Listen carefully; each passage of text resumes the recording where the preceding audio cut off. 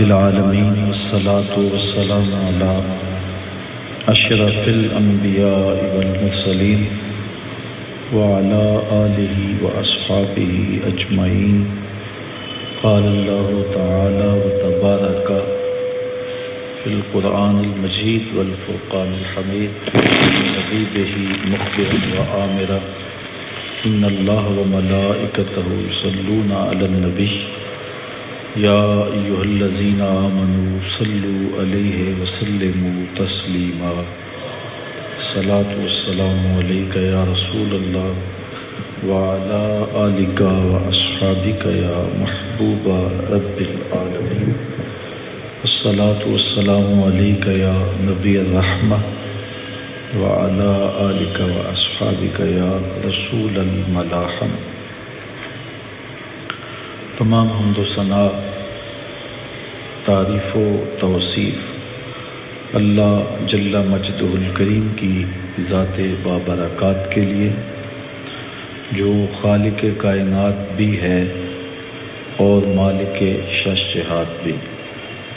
اللہ جل وعلا کی حمد و ثنا کے بعد رسول رحمت، شفیع معظم، نبی محتشم، اللہ کے پیارے، امت کے سہارے، رب کے محبوب، دانائے غیوب، مالک رقاب امم، فخر عرب و عجم، والی کون و مکان، سیاہ لا مکان، سید انس و جان، سرور لالا رخاں، نیر تاباں، سر نشین مہوشاں، ماہ خوباں، شہنشاہ حسینہ، تتمائے دوراں، سر خیل زہرہ جمالاں، جلوائے صبح ازل، نور ذات لم یزل، باعث تکوین عالم، فخر آدم و بنی آدم، نیر بطحا، رازدار ما اوہا، شاہد ما طغا، صاحب علم نشرہ، معصوم آمنہ، احمد مجتبیٰ، حضرت محمد مصطفیٰ صلی اللہ علیہ وآلہ وسلم کے حضور ناز میں اپنی عقیدتوں، ارادتوں اور محبتوں کا خراج پیش کرنے کے بعد عالی مرتبت، واجب الاحترام، ذی وقار علماء کرام، محتشم سامعین، خواتین و حضرات، السلام علیکم ورحمۃ اللہ وبرکاتہ۔ ماہ نور، ماہ انور، ماہ رحمت، ربیع الاول شریف اپنی تمام توانائیوں کے ساتھ جلوہ فروز ہے اور کائنات کا ایک ایک گوشہ حضور کے ذکر کی خوشبو سے مہک رہا ہے۔ اتنا تذکرہ ہم نے کسی کا ہوتے نہیں دیکھا جتنا میرے حضور کا ہو رہا ہے۔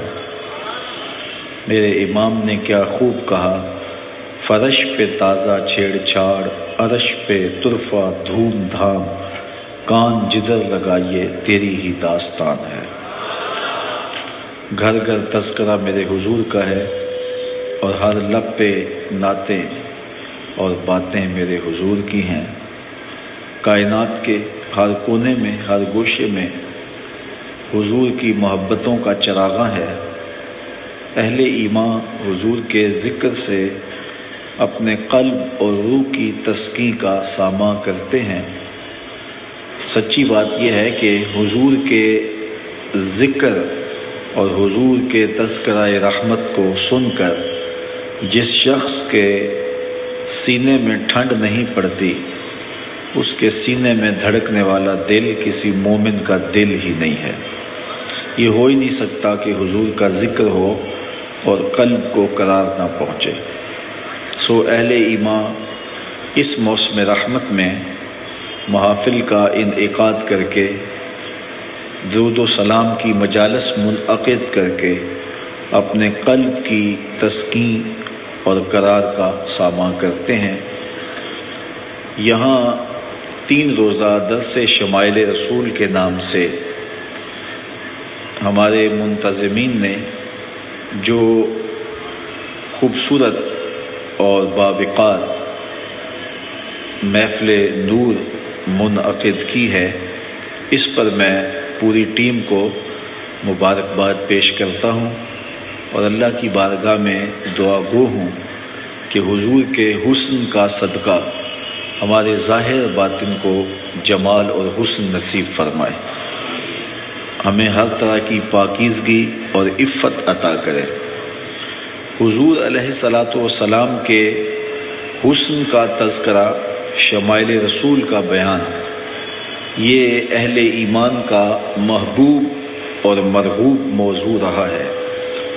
مختلف ادوار میں ہمارے علماء نے، محدثین نے، اہل علم نے اس پر کتابیں تصنیف کی ہیں اور اپنی اپنی محبتوں اور عقیدتوں کا خراج پیش کیا ہے۔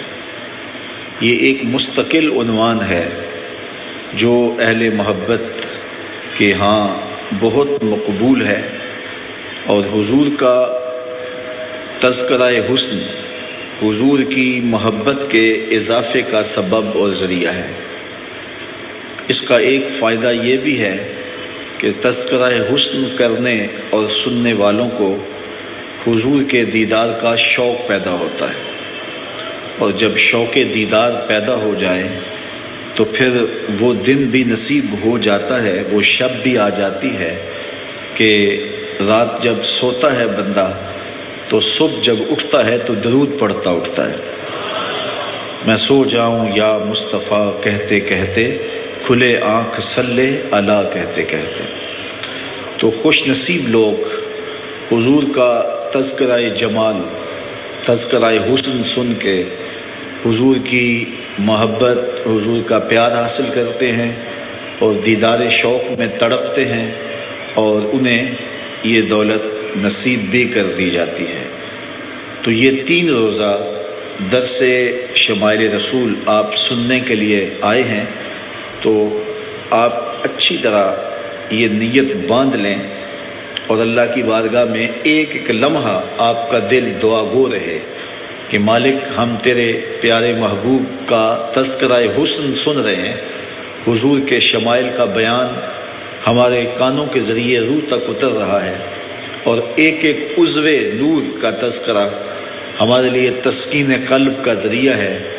میرے مالک اس تذکرہ حسن رسول کے صدقے سے ہمیں زیارت رسول کی دولت بھی مالا مال، زیارت رسول کی دولت سے بھی مالا مال فرما۔ تو یہ میری اور آپ کی دعا ہونی چاہیے۔ ہو سکتا ہے کہ مقدر جاگ پڑیں اور آنکھیں بند ہوں تو باطن کی آنکھیں کھلیں اور حضور کا دیدار نصیب ہو جائے۔ حضور نبی رحمت صلی اللہ علیہ وآلہ وسلم کے اعضائے رحمت، اعضائے نور کے بیان کو، تذکرہ شمائل رسول کو اہل ایمان شروع سے کرتے آئے ہیں، اور یہ ہماری مجالس میلاد کا ایک مستقل مضمون رہا ہے۔ ایک ہے حضور کے شمائل، ایک ہیں حضور کے خصائل، اور ایک ہیں حضور کے فضائل۔ خصائل کا تعلق سیرت سے ہے، فضائل کا تعلق عظمت سے ہے، اور شمائل کا تعلق سیرت کے ساتھ حضور کی صورت سے ہے۔ حضور علیہ الصلاۃ والسلام کی جس طرح سیرت بے مثال ہے، حضور کی صورت بھی بے مثال ہے۔ وہ حسن، وہ جمال جو حضور کو دیا گیا وہ کسی اور کا مقسوم نہیں ہوا، اور حضور کے حسن کا بیان، حضور کے حسن کا تذکرہ سننے اور کرنے سے دلوں میں حضور کی محبت بھی پیدا ہوتی ہے، اور اس کا فائدہ علماء نے یہ بھی بیان کیا ہے کہ حضور کے حسن کا ذکر کرنے والے کے دل میں تو حضور کا پیار پیدا ہوتا ہی ہے، سننے والے کے دل میں حضور کی محبت پیدا ہوتی ہی ہے، لیکن حضور کا تذکرہ حسن اور شمائل کا بیان کرنے والے کے لیے لوگوں کے دل میں بھی محبت پیدا ہو جاتی ہے۔ تو میں آپ کو یہ ایک نسخہ بتا رہا ہوں کہ اگر آپ چاہیں کہ لوگ ہم سے پیار کریں، ہر دل عزیز ہونے کی خواہش ہو، تو حضور کے حسن کا تذکرہ موضوع سخن بنا لیجئے، اپنی اولادوں کو بٹھا کر کے اپنے دوستوں کے سامنے حضور کے حسن کا تذکرہ کیجئے، آپ دیکھیں گے کہ لوگ آپ سے پیار کرنے لگ جائیں گے، لوگ آپ سے محبت کرنے لگ جائیں گے۔ تو یہ عنوان محبتیں بانٹتا ہے، اور ہماری معاشرت کو محبتوں کی ضرورت ہے، پیار کی ضرورت ہے۔ تو ہم نے ربیع الاول کے اس موسم نور میں، موسم رحمت میں حضور کے حسن کا بیان موضوع سخن بنایا، اگرچہ اس کی ہم قدرت نہیں رکھتے، بلکہ حضور کے حسن کو بیان کرنے کی مکمل قدرت کوئی بھی نہیں رکھتا۔ حضور کا حسن ظاہر ہی نہیں ہوا تھا، تمام حسن حضور کا ظاہر نہیں ہوا تھا، اور جن لوگوں نے حضور کو دیکھا وہ 1,00,000 کئی ہزار اصحاب تھے، ان ساروں نے حضور کا حلیہ بیان نہیں کیا۔ جو حضور کے حلیہ نگار ہیں ان کی تعداد انگلیوں پہ گنی جا سکتی ہے۔ چند صحابہ ہیں جنہوں نے حضور علیہ السلام کے حلیہ انور کو بیان کیا ہے۔ باقی صحابی ایک دوسرے سے پوچھتے تھے کہ حضور کیسے تھے۔ انہیں پوچھا جاتا کہ تم نے حضور کو نہیں دیکھا، تو وہ کہتے ہم نے دیکھ کر بھی نہیں دیکھا۔ تو جن لوگوں نے حضور کا حلیہ بیان کیا ہے، یہ وہ لوگ ہیں جو بالکل حضور کے قریب رہے ہیں، اور آقا کریم علیہ الصلوۃ والسلام کی بہت زیادہ قربت جنہیں میسر رہی ہے، وہ حضور علیہ السلام کا حلیہ بیان کرتے ہیں۔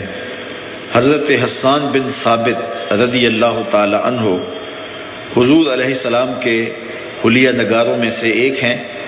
فرماتے ہیں میں جو حضور کا حلیہ بیان کرتا ہوں تو میرے پاس ایک طریقہ آ گیا تھا حضور کو دیکھنے کا، اور وہ کیا؟ فلما نظرت الی انوارہ فودعت کفی علی عینی خوفا من ذہاب بصری، جب میں حضور کے جمال جہاں آرا کو دیکھتا تھا تو میں اپنی آنکھوں پہ انگلیاں رکھ لیتا تھا، اور انگلیوں کی اوٹ سے حضور کے چہرے کو دیکھتا تھا کہ حضور کے جلووں کی چمک سے میری آنکھوں کی بینائی نہ جاتی رہے۔ یہ کون کہہ رہے ہیں؟ حضرت حسان بن ثابت رضی اللہ تعالیٰ عنہ۔ اور حضرت حسان بن ثابت رضی اللہ تعالیٰ عنہ شاعر ہیں، اور شاعر حسن دیکھنے میں بڑا دلیر ہوتا ہے، اور حضور کا حسن ابھی ظاہر بھی نہیں ہوا تھا۔ حضرات صوفیہ فرماتے ہیں کہ حضور کے حسن پر 70,000 بشریت کے پردے رکھے گئے، اور اگر حضور کا حسن ظاہر کر دیا جاتا تو کوئی جلووں کی تاب بھی نہ لا سکتا۔ مولانا حسن رضا بولے وہ اگر جلوہ کریں تو کون تماشائی ہو۔ تو حضور کا سارا حسن ظاہر نہیں کیا گیا۔